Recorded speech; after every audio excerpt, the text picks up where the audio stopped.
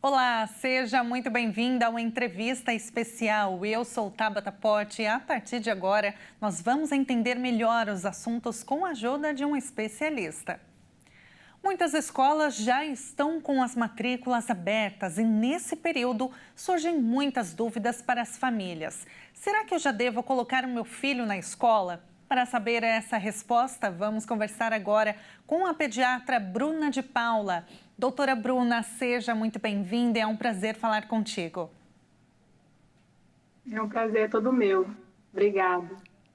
Doutora, a legislação brasileira, ela não determina a obrigatoriedade antes dos 4 anos, né? Mas muitas famílias acabam precisando mesmo colocar os filhos, bebezinhos, 1 aninho, 2, 3 anos, na escola para poder trabalhar. E aí surgem aquelas dúvidas, angústia, né? Nas mamães, nos papais, enfim, nos responsáveis. E muitos medos, né? Assolam aí as famílias.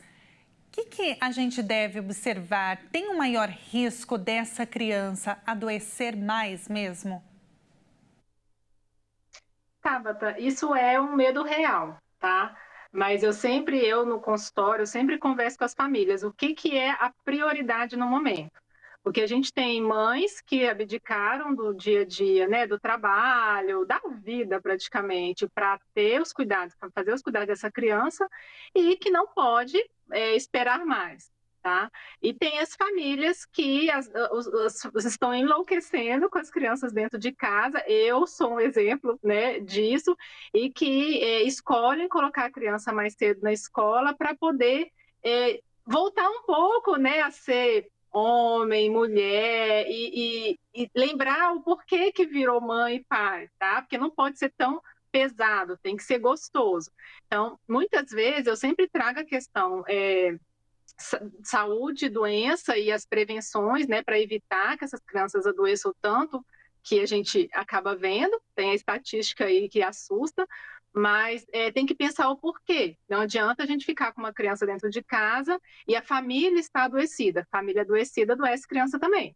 E criança triste, criança estressada, a imunidade cai e facilita a infecção. Uhum. Então, não tem uma idade ideal para a criança começar a ir à escola, doutora?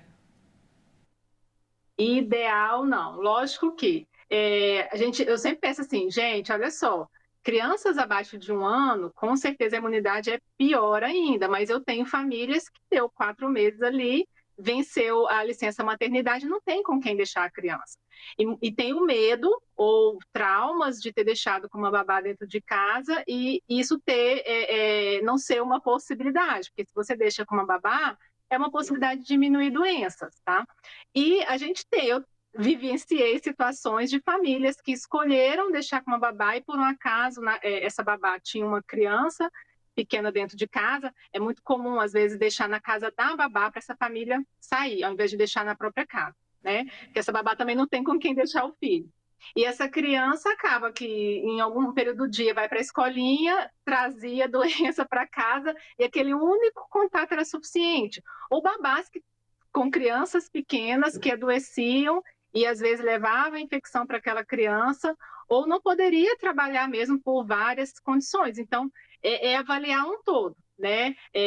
Tem possibilidade, se você tiver uma rede de apoio, né? Um avô, uma avó, um tio, tem famílias que tios são contratados, tá? Eu acho muito interessante isso. Às vezes a gente acha que a pessoa tem obrigação. Não, a pessoa não tem obrigação. Ela é parente, mas ela também está abdicando o tempo dela para estar com aquela criança. Então, pode estar avaliando em casa, olha, tem algum tio, tia, ou avô e avó que possam ficar com essa criança? Isso já garante um cuidado maior, porque com certeza alguém da nossa família, a gente espera, vai cuidar melhor daquela criança, vai trazer mais amor, né? Mais uma visão melhor da mudança, porque já conhece a criança desde pequena, e isso vai diminuir a incidência de doenças, porque não vai estar levando essa criança para uma escolinha, mas tem o risco dessa pessoa também adoecer e os próprios pais também podem adoecer.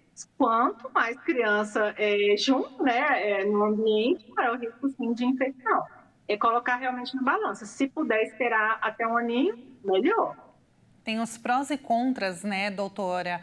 Agora, depois dessa idade, como você mencionou, depois de um aninho, tem as primeiras palavrinhas que são esperadas, né, pela fase. As crianças, os bebezinhos que estão com dificuldade na comunicação, dificuldade na fala, a escola é uma boa chance para isso, para poder ter esse desenvolvimento? Sim. A gente sempre observa, assim, a partir de um aninho, a criança já começa a soltar algumas palavras. Um ano e meio, mais ou menos, a gente já começa a esperar frases curtas, tá? Dá água, pega a bola, né? Que a gente fala assim, 2 ou 3 palavras ali formando uma frase. E tem crianças que chegam a 2 anos sem comunicação nenhuma. Lógico que o ambiente escolar, porque a criança está num ambiente onde ela precisa se relacionar e se comunicar. E não tem os cuidadores do dia a dia, que é pai e mãe, que se a criança, o olhar da criança já indica que ela quer uma água, que ela quer um colo, que ela quer sair, né? Aí a família muitas vezes não troca, não conversa com essa criança, porque já entendeu. E aí está no ambiente escolar, que ela não conhece, né, aquelas pessoas, ela precisa se comunicar, ela acaba imitando, né, presta mais atenção no que o amiguinho está falando, faz leitura labial, porque a criança aprende por leitura labial. Então, observa como a criancinha fala, como o outro reagiu ao que a criança falou e aí entende, eu preciso soltar esse som, agir desse jeito para eu conseguir isso que o coleguinha conseguiu. E assim a criança acaba desenvolvendo a fala de uma forma mais fácil. Mas assim, 100% deles não. Tem criança que não tem problema nenhum de saúde e tem um atraso da criança, porque tem aquelas crianças que são mais introvertidas. Uma criança mais introvertida, uma criança que não está feliz naquele ambiente escolar, também não vai desenvolver uma fala. Porque a gente pensa nos prós de colocar a criança numa escola em relação ao desenvolvimento social, de fala, mas a criança pode estar tão triste desse abandono, e aí a gente tem os temperamentos, né, as personalidades, que aquilo pode ser mais prejudicial. E a criança vai se fechar mais, vai ter um atraso pior de fala. Então, é conhecer o que o seu filho, né? Qual que é a situação do seu filho? O que é o seu filho? Como que é esse relacionamento em casa? Essa criança, ela está pronta para ir? E esse está pronta, às vezes, a família realmente não sabe. A minha estava prontíssima. Mas tem criança que só colocando na escolinha que a gente consegue saber se está pronta ou não. E tem famílias que um conseguiu ficar integral e outra ficou integral, foi horrível, a família teve que voltar para um período do dia. Então, às vezes, é fazer um teste e observar se essa criança vai ficar bem, porque criança triste não vai desenvolver fala. E é muito importante que os pais, né, doutora, eles avaliem bem também a escolinha onde eles vão colocar, para que eles se sintam mais seguros, estejam confiantes de que a sua joia rara, né, o seu bem mais precioso, esteja de fato sendo bem acolhido, que ele seja bem aceito naquela escolinha, que tem uma comunicação transparente também, né? Com certeza. E esse fato de ser, né, bem aceito, a gente tem várias situações de como a escola contratou, né? Se aquela escola avaliou muito bem aquele profissional, ou aquele profissional não está muito bem fora daquele ambiente, algum problema pessoal. Eu vivencio muito isso no consultório, porque não adianta só o ambiente ser estruturado, cheio de brinquedinho, todo coloridinho, e a pessoa que virou a confiança daquela criança, porque a criança saiu de um ambiente né, de segurança e foi para outro. Né? Então, essa pessoa que está no dia a dia com essa criança, ela tem que estar bem, tem que estar preparada emocionalmente, esquecer os problemas, deixar lá na casa dela para poder lidar com aquelas crianças.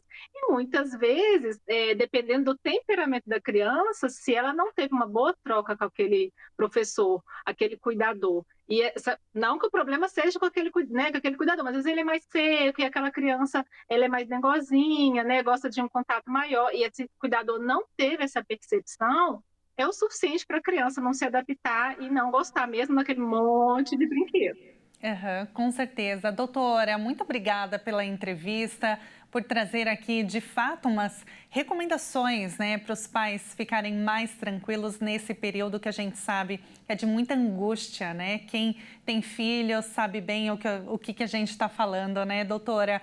Muito obrigada e até uma próxima entrevista. Obrigada a vocês e parabéns, eu acho muito interessante esse assunto, tá? Eu vivenciei esses problemas, vivenciei isso muito no consultório e as mães e os pais sofrem na hora de escolher, então tem que ficar de olho em vários aspectos, não só no colorido, mas qual que é o seu filho, o que que ele precisa e depois colocar se ele vai ficar bem naquele ambiente, não demora para tirar não. Com certeza. Obrigada, doutora. Até uma próxima. É. E o Entrevista Especial fica por aqui. Muito obrigada pela sua companhia e acesse o nosso canal no YouTube, Jornalismo Hit TV. Até mais. Tchau, tchau.